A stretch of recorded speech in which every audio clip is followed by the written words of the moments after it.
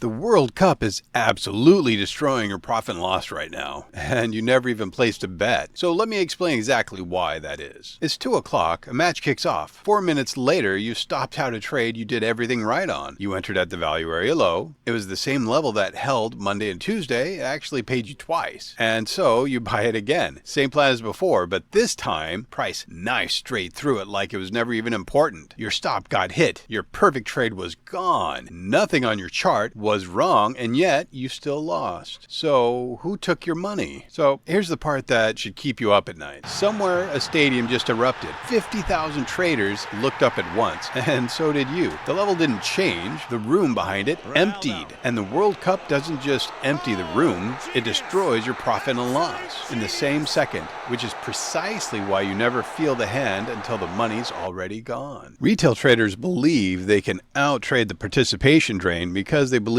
they control their attention. Institutional desks know you cannot control attention. You can only control exposure. We didn't try to trade through the kickoff. We managed the risk by simply not having any open exposure. An inexperienced trader tries to trade the noise. A professional manages the participation and behavior at the level. So let me guess the defense you're already building in your mind. This doesn't apply to me. I don't bet on matches. I'm not even watching. I'm disciplined. And I believe you. And yet, that still won't save you because the money never leaves through the bets. You've been guarding the wrong door this entire time. Start with the door you think you're guarding, your attention. A team just made a goal and your phone lights up. Your eyes flick away for 4 seconds and then back to the chart. You think you caught up, but you didn't. Your focus drags the last thing it touched back onto the chart with it. And it's worse than a glance because the result lands on you. A dramatic finish, win, or a gut punch. Doesn't matter because it spikes your system. Now you're sizing up because you feel sharp or hunting a trade because something in you is suddenly starving for action. You just took a position you'd never take on a quiet Tuesday and you'll swear you were stone cold the whole time. That's the cost you admit to, and you think your trading discipline covers it. I'll keep a half an eye on the chart during the match. Nobody in the history of this business has said that and walked away with the same balance. But here's the door you didn't know even existed. The one that actually empties your account. The instant your attention thinned, so did everyone else's. Tens of thousands of participants looked up from the tape at the same moment you did. And those people aren't background noise. They are the auction. They're the volume that builds your value area. They're the size that defends your levels. The second they're watching a screen instead of working the book, your level stays exactly where it is. And the thing that gave it meaning quietly walks out the door. So follow what actually happened at 2 o'clock. You took a level a full house built. You traded it into an empty one. The receipt looked identical. The crowd didn't. And you can fix your own focus with willpower,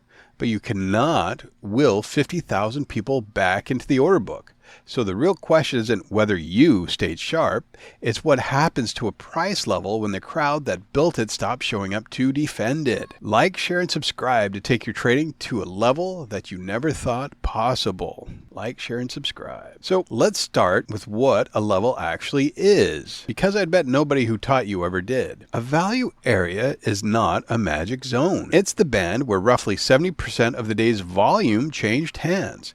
The point of control, or the POC, is just the price where most of the contracts traded for that period. Think of the value area as the fairest price area, the one that the auction keeps returning to because it's where the most buyers and sellers agree to do business. Sit with that for a moment. A level is a location, a place. It is not a signal. The signal was the participation that built it. The line is only the receipt the crowd left behind. So when you buy the value area low, here's the bet that you're really making, and you've never once said it out loud. The same crowd that built this level is still here to defend it. That clause is stapled to every level trade you've ever taken. It holds up beautifully, right up to the point the crowd disappears. On the desk, this is why where's price was never the first question before a major public event. That's the wrong question to ask. The first one was always, who's still in the book? The chart gives you the location. The book tells you whether anyone's still home. Retail stops at the location and trades it like the house is always full. And here's the first way that will cost you. The breakout. Price pushes past value. You read it as an initiative push. Buyers reaching for new value, except there's no volume to back it up. A few aggressive prints into an empty offer stack. Price pokes out, finds nobody home,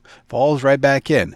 That wasn't a breakout. That was a footstep in an empty room. A dead level and a defended level look identical on the chart, right up until you ask one of them to hold. Then exactly one answers. Now before the next two, remember the room emptied at both ends. You already know what it did to the market. Don't forget what it did to you at the same time, because the two feed each other. The market gets quietly less reliable. You get quietly more confident. Two needles crossing in the dark, and your chart shows you neither. So when the next clean read appears, you trust it more at the exact moment it deserves your trust the least. And here's read number 2, the rejection that wasn't. Normally price tests the value area low and bounces because responsive buyers step in. Real size defending value they believe in. And on match day, the wick looks the same, but the size that usually defends it is watching a penalty shootout. So your rejection is a handful of resting orders pretending to be a wall. Price leans on it once, and then price slices right through it. The same wick, same hold. One of them was a wall, and one of them was wallpaper, and the chart prints them in the identical color. I saved the cruelest one for last. Read number 3, because it's the read you're proudest of. Absorption, size resting on the bid, hit again and again. Price is not moving. A buyer who isn't done. On a full day, that's a genuine tell. A participant who hasn't finished. But in a thin book, that wall can also be one algo with no conviction and nobody behind it. The seller leans in. There's no second buyer to catch the baton. The whole thing folds. The absorption was real. The crowd behind it never existed. 3 reads, same chart patterns you've trusted for years. 3 different ways to hand the money back. Every one because the room emptied and the candlestick declined to mention it. So here's the line that turns 3 losses into 1 lesson. 1 failed level on a match day is variance. It could totally be noise. It could be anything. But your cleanest read collapsing every single time, participation thins out. Match after match, event after event,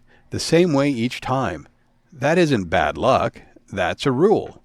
A rule that nobody taught you, because it doesn't fit on an indicator that you can't sell in a course. So let me be fair to the advice you were handed, because it isn't garbage. Stick to your plan. Trade your levels. Stay disciplined. That's all good advice. Discipline is real edge. Marked levels are real edge. And I won't tell you the foundation you built was worthless, because it wasn't. Here's the one thing that the advice forgot though. A level is not locked in stone. Its reliability is conditional. And the condition is participation. Buy the value area low has a hidden clause, as long as the auction defending it is the same auction that built it. Nobody read you the clause. A major event is exactly when it comes due. No, you shouldn't throw away the level, but you should add one question that makes it safe to trade. Run the full read. The 5 steps. No skipping. Okay, what are the 5 steps? Comment below if you know. Context, location, confirmation, invalidation, target. So context. This is your higher time frame state, balance or trend, where value sits relative to price, and the piece that you've been skipping. Is participation normal, or is the room draining out? A match window is a context flag. Same as a holiday, same as a half day. You do not trade an event session like a regular one. Location. This could be the value area low or value area high. The important line that thousands of traders are watching. This is exactly what you already do. This part was never the problem. Confirmation. This is what turns a location into a trade. And it's the step that the World Cup attacks on. Confirmation is the order flow read. It's the real two-sided activity defending this level. Genuine size, genuine absorption, responsive buyers actually stepping in, or 3 lonely prints in a hollow book. On an event day, confirmation gets to be your veto. No participation behind the level, no trade. The location alone was never the signal. Invalidation, where you're wrong. Set by structure beneath the level that should hold. Not a tick count you picked because it felt comfortable. Target, where the auction is likely to facilitate trade next. Opposite value edge, a naked POC. The next node. Same logic as any session. The only difference, you board the train after confirmation tells you there's an engine and not before. And the one thing you can change right now, match day or not, win or lose. Before you trade any level during a major event, you check the participation before you check your feelings about the line. Volume on the approach, size in the book. The level earned your trust on a full day. Make it re-earn that trust on an empty one. And do you want proof it's happening to you and not to other traders, but to you on your own account? For the next 5 sessions, tag every trade you take inside 30 minutes of a match starting or ending. Just label it, then line those up against your clean sessions, win rate, average loss, how often you broke your own plan. You won't need me to read it back to you.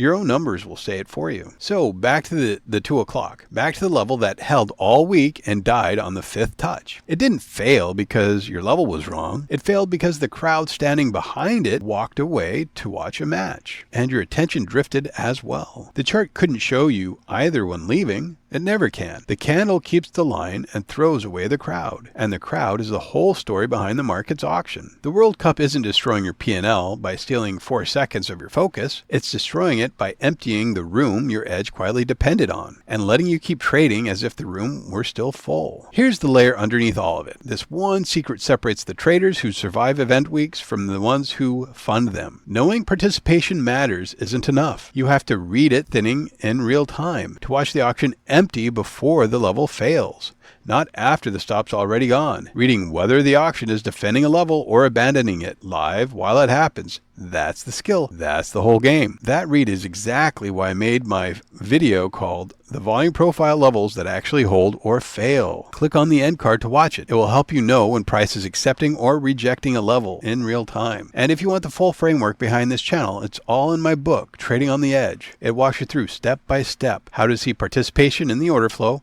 how to tell a wall from a footstep, how to know when your level still has a crowd behind it, and when you're about to trade into an empty room. So mark your level. You've earned them. But before you trust one, check on who's still in the book. Make sure you like, share, and subscribe to take your trading to a level you never thought possible. All right, well, thanks for watching, and I will see you in the next one. Take care.